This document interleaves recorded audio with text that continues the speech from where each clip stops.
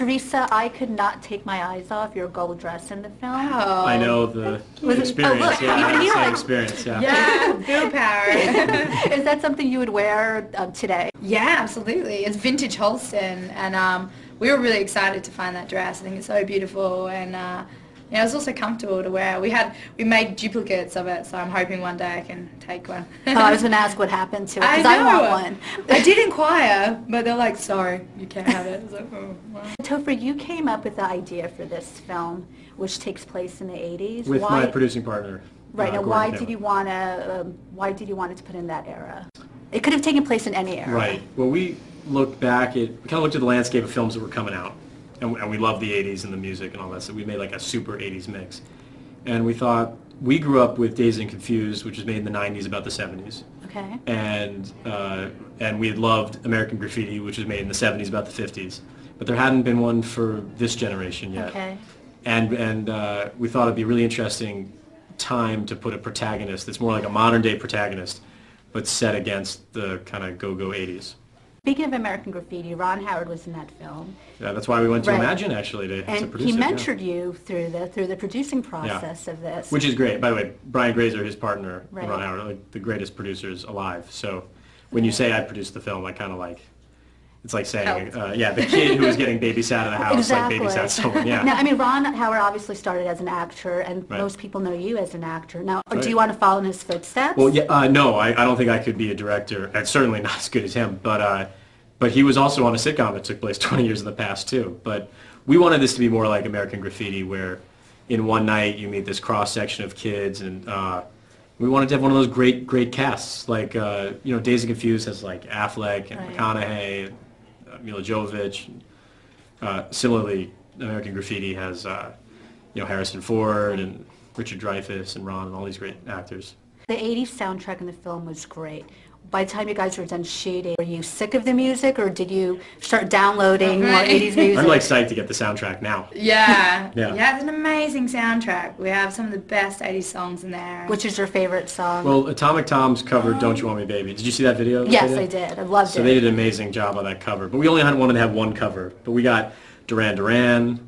I Video like Killed the Come on Radio Stars, Eileen. Come on Eileen. Because we're all dancing and singing to it Right. in the film. And We that's made super this fun. mix before we actually hired the writers. So we wanted it to be really like when he sees the girl Betty Davis Eyes is playing, Yeah. or when they steal a car straight out of Compton. Instead of just kind of laying the music over the top of the movie, Right. we wanted to be of the characters, you know. There are a lot of badass scenes in the film. Did you guys have any favorites? What about you? My favorite scene is most definitely the entire sequence in the end, without giving it away, that involves the ball. I think that whole entire sequence, Yeah, that's from bad. it's an ensemble type of sequence, from the truck to the ball doing its thing to Mary sprinting down the road after it. That whole sequence I think was really kind of like action-packed, and I really loved it. That and the dance-off. Wow. I really like stealing the car. Is that something you've done I in just real gave life? it away. No, I've never. I'm actually a New Yorker and have like a weird Woody Allen-esque fear of like driving, which is weird. Right. I mean, I kind of only drive in movies, which is Yeah, you don't really drive, do you? No. It's so awesome. They're like, all right, Dan, here you go. Here's the keys to this old Mercedes. And he's like, what do I do? yeah, just pull out really Just fast. push the button on the right. That Sure, you means, burn that some means rubber. go. But you do have a license then, a driver's license. Sure. Okay, so we'll switch topics. So did you totally improvise that dance scene, or did someone teach you those moves? I choreographed the entire scene. The entire scene. Both sides of the dance-off with Robert Benjamin Hamper stamped. What's his name? Robert Hoffman. Hoffman. Okay. And with, Terrific. Who does a terrific breakdance. but he didn't know it until I taught him. Yeah. And how did he take to it originally? He's kind of floppy. Yeah. But then Dan was like, let me show you a few things, Robert. And he's like, oh, that's how you...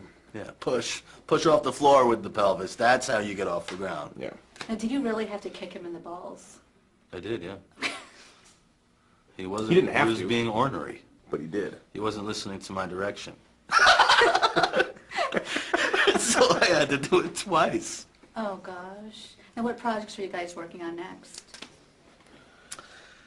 I'm working on, I got Mars Needs Moms coming out, Okay. which is like a big like Disney movie, motion capture style, Okay. Oh, nice. 3D. I'm directing a movie called Don Peyote. Oh, nice. Who's in that?